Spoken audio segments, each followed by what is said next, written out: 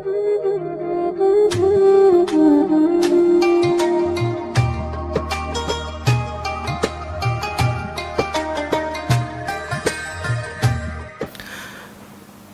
بالله من الشيطان الرجيم بسم الله الرحمن الرحيم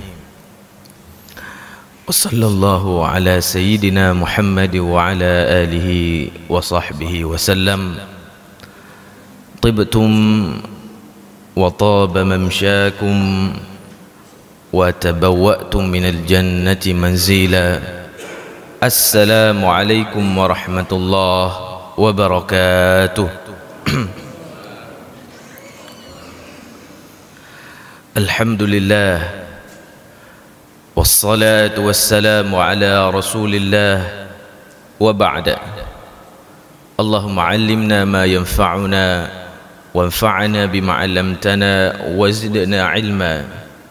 Allahumma faqihna fid din wa 'allimna at-ta'wil waftah 'alaina futuhal 'arifina bika ya rabbal alamin. Alhamdulillah, segala puji bagi Allah. Allah Subhanahu wa taala masih memberikan kepada kita kesehatan. Allah Subhanahu wa taala masih memberikan kepada kita hidayah dan taufiknya, sehingga Allah mudahkan kita untuk berada di masjid yang kita cintai ini. Dan pada subuh ini insyaallah kita akan melanjutkan belajar bersama kita surah Asy-Syams. Pada pertemuan yang lalu kita sudah membaca bersama, belajar bersama dari ayat pertama sampai ayat ke-10. Dan pada kesempatan ini kita akan melanjutkan ayat ke-11 dan ayat 15. A'udzu billahi minasy syaithanir rajim. Bismillahirrahmanirrahim.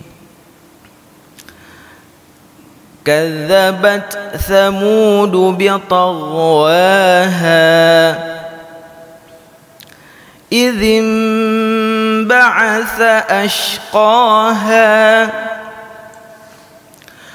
فقال لهم رسول الله ناقة الله وسقياها فكذبوه فعقروها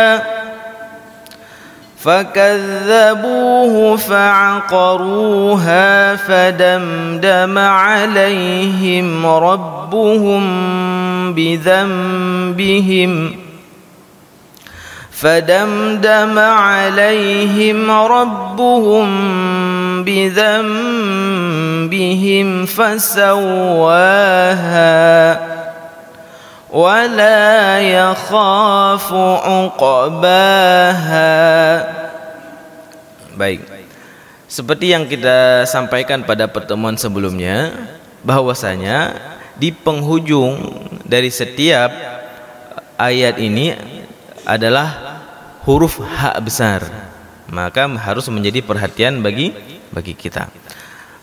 Adapun di ayat ke-11 ini pada kata yang pertama kadzabat Thamud. Nah, huruf-huruf hijaiyah itu apabila dia saling bertemu ada 4 istilahnya. Ada yang disebut dengan al-mutamathilaini, ada yang disebut dengan al-mutajanisaini, ada yang disebut dengan al-mutaqaribaini, dan ada yang disebut dengan al-mutabaidaini. Pada suatu kesempatan nanti insyaallah akan kita buat bagannya karena kondisi saya beberapa hari yang lalu kurang sehat, tidak sempat saya buat. Insyaallah kita buat bagannya biar lebih terpetakan, ada tergambar secara umum apabila ada pertemuan-pertemuan setiap huruf. Tapi pada kata kadzabat Thamud ini termasuk kepada mutajanisaini. Yang mana yang menjadi perhatian kita, tak yang sukun berjumpa dengan tha. Kadzabat Thamud. Ya, kadzabat Thamud. Oke. Dalam bacaan, aliran bacaan kita, pada pertemuan pertama dulu kita sudah membahas bahwasanya kita membaca Al-Quran dengan qiraahnya Asim, riwayatnya Hafsun, dan tarik kita Asy-Syatibiyah. Dalam riwayat Hafsun di sini diizharkan, artinya apa? Tidak dimasukkan. Tidak dimasukkan. Jadi tidak boleh dibaca kadzdzabas Tsamudu. Tidak boleh dibaca kadzdzabas Tsamudu. Walaupun di aliran yang lain, dalam riwayat yang lain ada yang baca seperti itu. Walaupun di lidah kita itu lebih mudah membaca kadzdzabas Tsamudu. Ya, di lidah kita lebih mudah membaca apa? Kadzdzabas Tsamudu. Tapi di dalam riwayat kita itu tidak boleh membaca seperti itu. Tetap harus diizharkan. Kadzabat Tsamudu. Kadzabat Tsamudu. Jadi tak sukunnya harus dijelaskan. Nah, dan sering kita ingatkan bahwasanya huruf ta ini, ta, dia punya sifat yang pertama syiddah. Syiddah itu apa? Tertekan. Tertahan. Syiddah tertahan. Selanjutnya mahmusah, baru mengeluarkan angin. Kadzabat, bat, keluar angin. Jadi huruf ta ini sifat bawaannya itu memiliki angin ketika diucapkan. Ini bahasa sederhananya. Tapi dia akan tampak jelas ketika disukunkan. Tapi ketika dia berbaris ada, tapi tidak sejelas yang tampak ketika dia disukunkan. Huruf ta ini sama juga pengucapannya dengan huruf kaf. Makanya ketika kita takbir Allahu Akbar, Akbar. Begitu juga kadzabat. Oke, baik. Ini makhraj huruf ta. Makhraj huruf ta. Ta. Dari mana makhrajnya? Ujung lidah bertemu pangkal tumbuh gigi seri atas.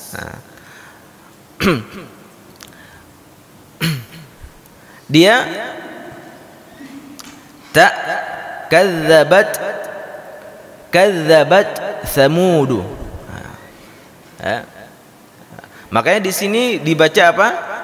Kadzabat Tsamudu. Kadzabat Tsamudu.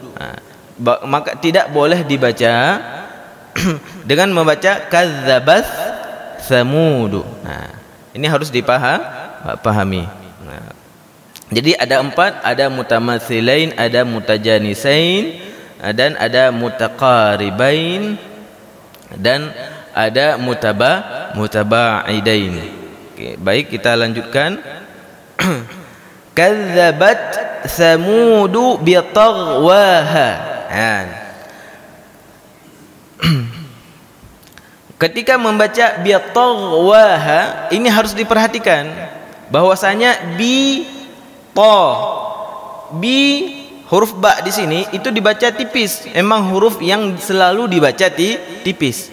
Oleh karena itu banyak orang yang menghafal dan hafalannya tidak benar, dihafalkan waktu kecil, yang menghafalkannya tidak benar. Banyak sekali yang saya dengar itu membaca bitaghwaha, bacanya dengan ta, bukan dengan ta. Dan kenapa bisa terjadi pergeseran dari ta ke ta atau ta ke ta? Karena memang dia satu makhraj. Ta dengan ta itu satu makhraj. Maka yang kita baca di sini bitaghwaha, bukan bita. Coba kita perhatikan, kita ulang lagi. 3 huruf ini itu berasal dari satu makhraj, dari satu tempat. Tapi dari 3 huruf dibagi dua. Coba diperhatikan huruf ta. Huruf ta itu lidah bahagian belakangnya itu naik ke atas. Itulah pertanda bahwasanya huruf ta itu dibaca tebal. Berbeda dengan 2 huruf dal dengan ta. Dal dengan ta dibaca tipis. Makanya kita ulang-ulang lagi, ketika disebutkan tebal dan tipis itu bukan di lidah atau mulut bahagian belakang, bahagian depan. Ada orang yang membaca biattaghwaha, umat tengku kurang terbaik, gepetincu babah. Biattaghwaha. Ada herd bibi nang kedeh uyup tidak akan tebal. Kenapa? Karena yang menjadikan tebal dan tipis itu di lidah bahagian belakang. Jadi to dibaca tebal. Bagaimana cara menebalkan lidah belakangnya itu harus naik. Dengan naiknya lidah bahagian belakang, jadi dia penuh mulut kita sehingga terdengar suara yang tebal. To, ti, tu, ba, to. Berbeda dengan ta dan dal. Da, di, du, banda. Ketika kita ucapkan, lidah kita tidak naik ke atas. Okey, baik. Jadi cara bacanya kadzabat samudu bi taghwaha. Dah cikun juga dalam mandum. Kadzabat samudu bi taghwaha. Okey, baik. Saya lupa tadi menyampaikan, ini kan kita mulai dari tengah ayat. Kita mulai dari tengah ayat. Kadzabat samudu bi taghwaha. Apakah wajib membaca bismillah kalau di tengah ayat? Kalau di tengah ayat, ketika kita mulai membaca, yang pertama membaca a'udzubillahi minasyaitonir rajim. Kalau di tengah ayat boleh membaca dan boleh tidak.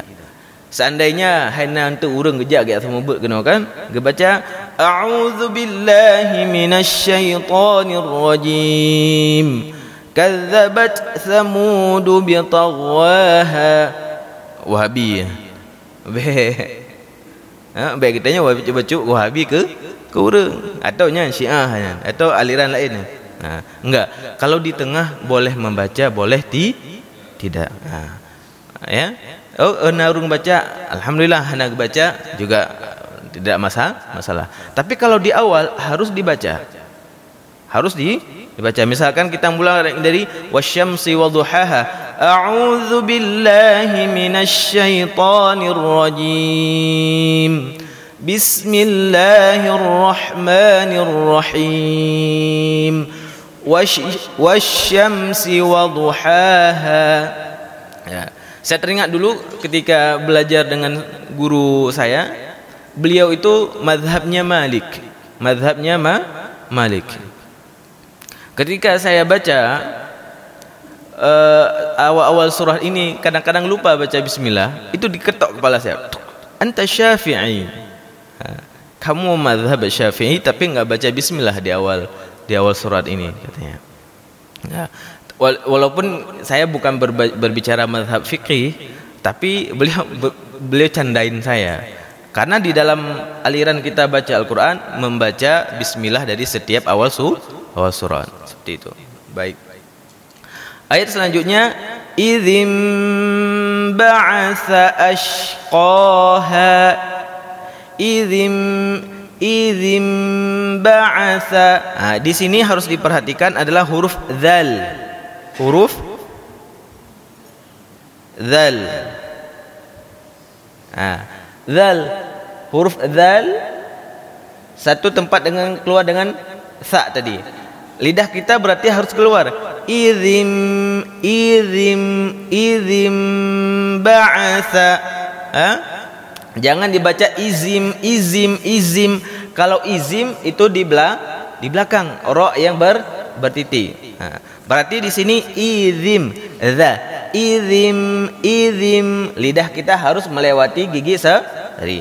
Hanya 3 huruf ini dari 29 huruf hijaiyah yang gigi kita itu melewati gigi sehari. Selebihnya tidak ada. Oke. Jadi bacanya idzim ba'atsa ashqaha. Oke, baik. Pada kata ashqaha di sini ada huruf shin. Ada huruf shin. Huruf shin ini memang sederhana, tapi banyak orang yang salah. terutama ketika membaca a'udzubillahi minas syaiton. Sebagian membaca syaiton, kan kepeka memang lagi kan, baca minas syaiton atau minas syaiton, tapi dibacanya shin, syaiton. Huruf shin ini keluarnya dari tengah lidah. Pokoknya kalau kita membaca shin, tingat juga paruh manuk. Kita teringat apa? Mengusir ayam. Bagaimana mengusir ayam? Tengok tadi pada baklun rumah, baru tadi nak silap dia bacut truk manuk kan tidur truk. Pakak ngengan ni lah.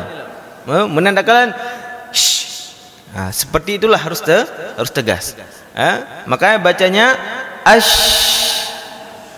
ashqaha. Idzim ba'atha ashqaha. Takun siga orang mandum. Idzim ba'atha ashqaha. Dari ayat 11. Kadzabat Thamudu bitaghwaha. Idzim ba'atha ashqaha. Ayat ke-13, faqala lahum rasulullahi naqatallahi wa suqyaha. Faqa. Ini harus disampaikan juga makhrajnya huruf fa.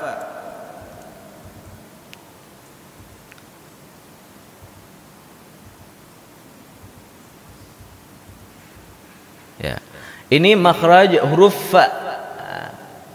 Coba diperhatikan Pak, huruf fa keluarnya dari ini perut bibir bawah kita mengenai gigi seri atas. Fa, fi, fu, baf. Kalau kita nggak perhatikan, kadang-kadang terbacanya p, pa, Faqala, jadi bacanya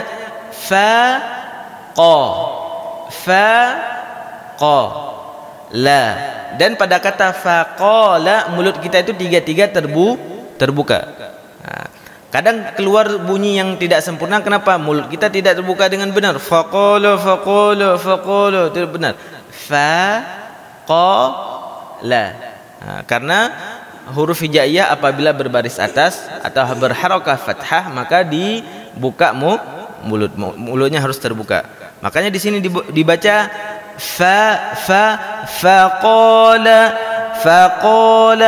faqala lahum rasulullahi naqatallahi wa suqyaha. Baik. Selanjutnya Rasulullah. Di sini ra-nya dibaca tebal. Kenapa? Karena ra-nya berbaris atas. Jadi faqala lahum rasul, jangan dibaca ra. Jangan dibaca rasul. Tapi bacanya ra. Selanjutnya lafdzul jalalah, lafaz Allah di sini dibaca tebal. Kenapa? Karena sebelum lafaz Allah dimulai dengan baris, didahului oleh baris bengkok. Maka bacanya Rasulullah.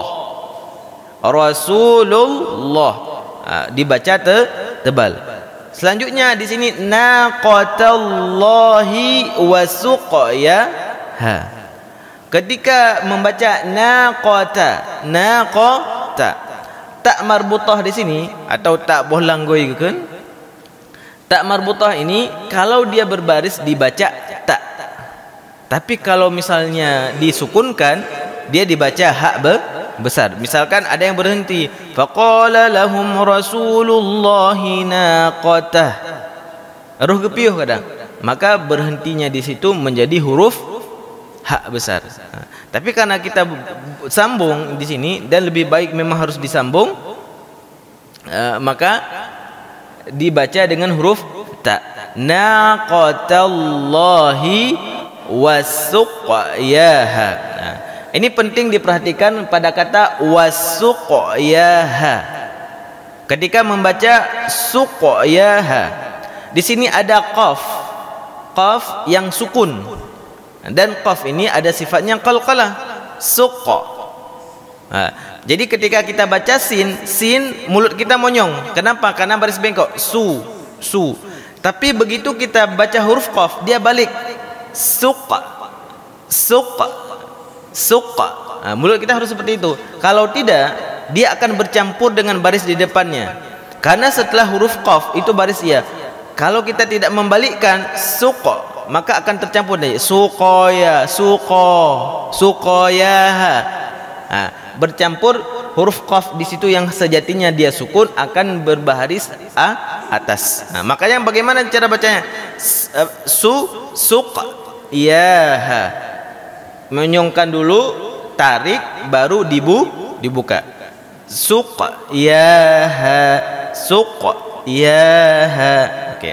Kita baca sekali ayat 13.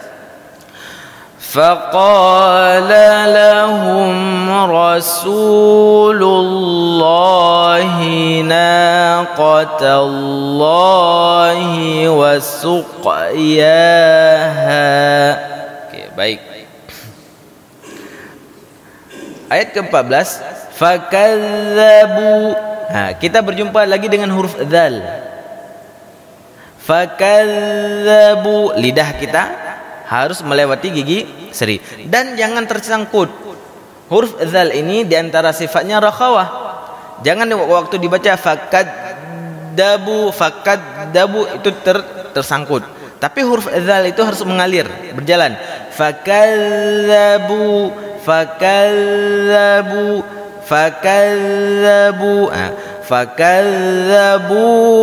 fa'aqaruha.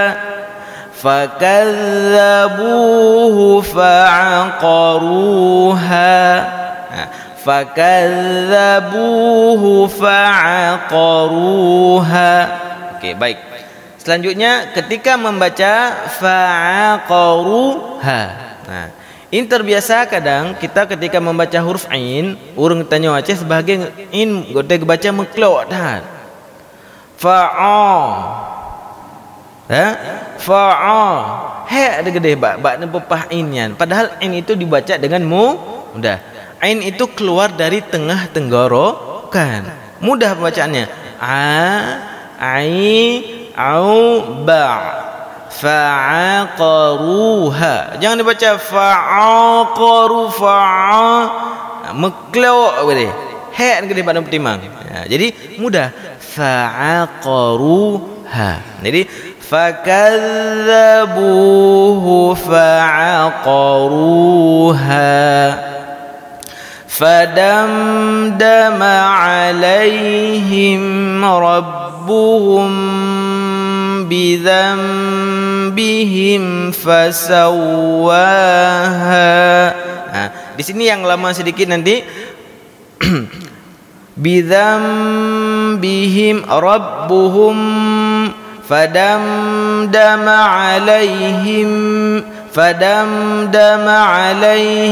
rabbuhum bidzambihim fasawwaha. Ini kita harus berhati-hati dengan mim sukun. Mim sukun hanya akan dilamakan degungnya apabila berjumpa dengan mim dan ba. Tapi kalau selainnya, ketika kita baca fa'aqaruha fadamdama alaihim rabbuhum, tidak boleh lama. Fadamdama alaihim rabbuhum, salah. Jadi hati-hati. Kita tes sekali, Pak. Fakadzabuhu fa'aqaruha fadamdama alaihim rabbuhum bidzambihim fasawwaha. Sang meri berat langsung habis. Berarti kita berhenti di bidzambihim, nanti kita ulang.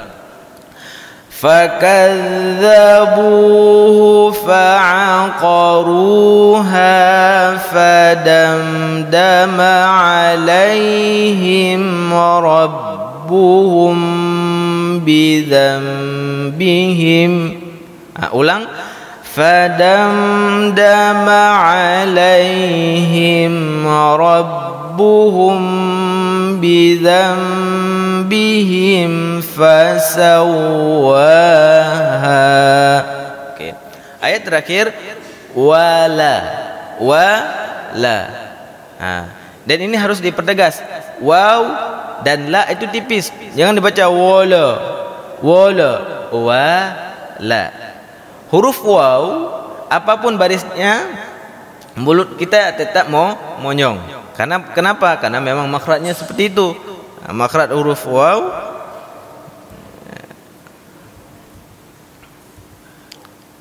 seperti ini. Ini makhraj huruf waw. Mulut kita memang seperti itu. Apapun barisnya. Wa, wi, wu. Wa, wi, wu. Okay, baik. Dan coba Bapak perhatikan di sini di ayat terakhir ini wala yakhafu uqbaha. Di aliran kita baca Al-Qur'an, di sini memang dibaca wala yakhafu. Tapi ada aliran yang membaca nanti fala yakhafu pakai fa, bukan waw di sini. Jadi kalau suatu saat nanti ada orang yang membaca dengan fa, ditanya dulu ini baca Qur'annya pakai aliran apa, ya. Nah, karena tidak serta merta yang berbeda dengan kita itu aliran sesat. Memang ada sebahagian qiraah. Dulu dari sejarah kita menulis penulisan Al-Qur'an sudah pernah kita sampaikan. Jadi ketika dibagi-bagi dulu ada sebahagian memang mushaf yang ditulisnya dengan fa, karena memang ada qiraahnya yang membaca dengan fa. Tapi di qiraah kita tetap membaca dengan wala. Tapi begitu yang tak baca Al-Quran dengan alirannya beak train deh. Umar pegah bunuh sang na sabote. Pehnya tak beri je de pulain. Tak baca dengan fa be. Tidak boleh. Karena dia harus tertib. Kalau kita tertib dengan aliran qiraah riwayah dan tariknya, insyaallah bacaan kita akan sampai dengan bacaan Rasulullah sallallahu alaihi wasallam. Tapi menyo galak-galak tengok tak comot-comot di papa yang galak itu tidak akan sama dengan bacaannya Rasulullah sallallahu alaihi wasallam. Baik, di ayat terakhir ini wala yakhafu. Huruf kha di sini dibaca tebal. Wala yakha. Ya kha, jangan dibaca wala yakha. Kha, lidah kita yang belakang tetap naik. Wala yakhafu. Selanjutnya uqbaha, sama. Di sini ketika kita baca ain, mulut kita monyong. Ain, tapi begitu jumpa dengan qaf, dia sukun balik. Uqa. Begitu ba baru buka lagi. Uqba. Kalau tidak kita buat seperti itu, maka akan bercampur uqaba. Kita ini kan kita monyongkan uqabaha. Jadi qalqalahnya itu tidak terdengar dengan benar. Sama dengan suq ya tadi, suq ya. Di sini uqba seperti itu. Jadi teteskan tiga orang mandum wala yakhafu uqbaha. Kita ulang dari ayat 11 sampai 15. Kadzabat Thamudu biṭaghwaha idzim ba'atha ashqaha فقال لهم رسول الله ناقة الله وسقياها فكذبوه فعقروها فدمدم عليهم ربهم بذنبهم فدمدم عليهم ربهم ربهم بذنبهم فسواها ولا يخاف عقباها. Putar teskan dari awal sekali dari Asy-Syams. Bismillahirrahmanirrahim. Wasyamsi wa duhaha wal qamari idza talaha wan nahari idza جلاها والليل إذا يغشاها والسماء وما بناها والأرض وما طحاها ونفس وما سواها فألهمها فجورها وتقواها قد أفلح من زكاها وقد خاب من دساها كذبت ثمود بطغواها إذ انبعث أشقاها فقال لهم رسول الله ناقة الله وسقياها فكذبوه فعقروها فدمدم عليهم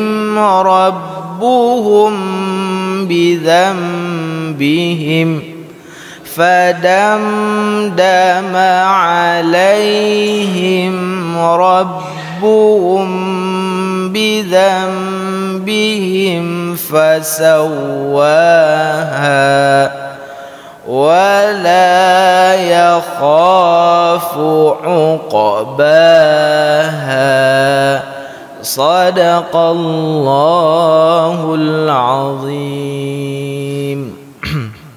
Alhamdulillah, kita sudah menyelesaikan surah Asy-Syams dan insyaallah pada kesempatan selanjutnya kita akan melanjutkan belajar bersama kita.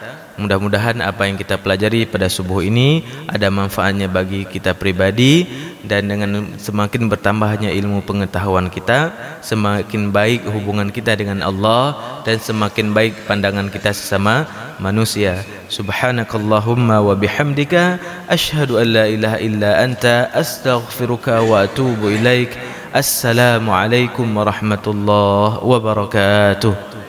Assalamualaikum warahmatullahi wabarakatuh.